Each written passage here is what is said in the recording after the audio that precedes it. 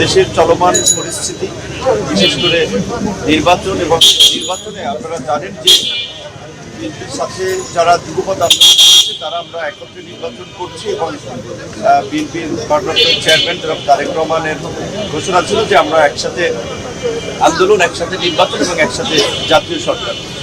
তো নির্বাচনে আমরা মিত্র দল হিসেবে আমরা গণ অধিকার এবং আমরা দেখেছি যে আমাদের আরো ভ্রাতৃপ্রতিম কিছু সংগঠন সমূহ যারা একসাথে আন্দোলন সংগ্রাম করেছি, রাজনৈতিক দল, জোটে বিএনপি আমাদেরকে আসন ছেড়ে দিয়েছে বা ওই আসনে কিন্তু বিএনপি প্রার্থী দেয় নাই। কিন্তু কিছু কিছু আসনে, বেশিরভাগ আসনে বিএনপির স্থানীয় স্বতন্ত্র প্রার্থী দাঁড়িয়েছেন এবং সেটা আমাদেরকে বিব্রত করছে এবং এটা আমাদের নির্বাচনে মাঠে একটা চ্যালেঞ্জ, সেটা আমরা যারা ভারপ্রাপ্ত চেয়ারম্যান তারেক রহমান জানিয়েছি এবং বহিষ্কার না করে তাদেরকে আলাপ আলোচনা সমঝোতার মাধ্যমে যদি প্রত্যাহার করানো যায় আমরা আমাদের সেই অভিব্যক্তি ব্যক্ত করেছি। কারণ যারা দাঁড়িয়েছেন তারা হয়তো দলের ডেডিকেশন আছে, মনোনয়ন প্রত্যাশী ছিলেন, তাদেরও একটা আবেগ আছে, সেটাকে আমরা সম্মান করি।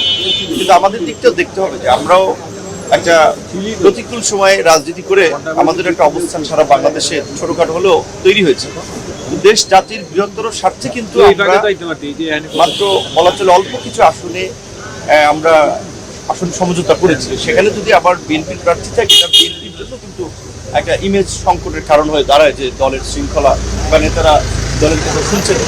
তো চেয়ারম্যান সাহেব আমাদেরকে আশ্বস্ত করেছেন যে বিশেষ করে আমাদের মিত্র সংগঠন সমূহের যেসব আসনে স্বতন্ত্র প্রার্থী আছে সেই সমস্ত প্রার্থীদেরকে ডেকে কথা বলবেন এবং তাদেরকে আমাদের সাথে কাজ করানোর নির্দেশনা দিবেন।